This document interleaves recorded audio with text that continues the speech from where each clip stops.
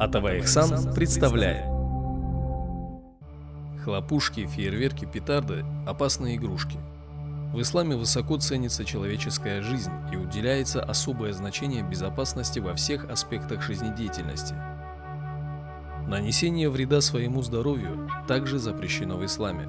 Подтверждением этому выступают следующие аяты из Священного Корана, в котором Всевышний Аллах говорит: «Вы не убивайте сами себя». Сура Ан-Ниса, аят 29. Покупка пиротехники – это пустая трата денег, и она равносильна сжиганию денег. Бесполезную трату имущества в исламе называют излишеством или расточительством – исраф. Ислам запрещает излишество. Сколько в нашем обществе малоимущих, которые остро нуждаются в материальной помощи, а некоторые, несмотря ни на что, тратят деньги на бесполезные и очень вредные петарды, хлопушки и другие бесполезные игрушки.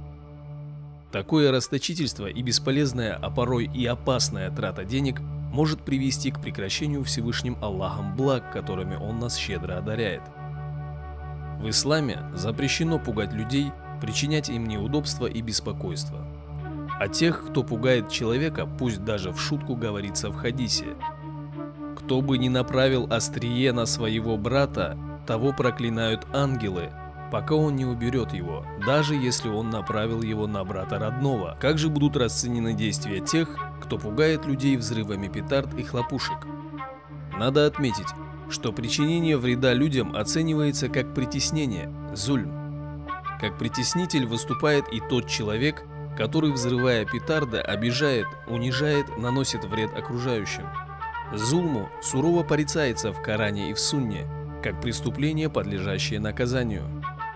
От Абу Амата передали хадис: в судный день угнетенные и обиженные поджидают своих обидчиков у моста Сират и отбирают у них благие деяния.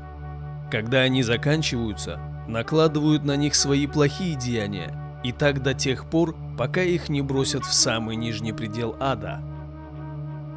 В другом хадисе от Мааза передано: «Бойтесь дуа притесненного, поистине между ним и Всевышним нет никакой преграды, ведь может случиться так, что напуганный шумом хлопушек человек может сделать плохое дуа обидчикам, и Аллах ответит на эту мольбу». Не забудьте подписаться на канал. А также, чтобы быть в курсе новых публикаций, нажмите на колокольчик.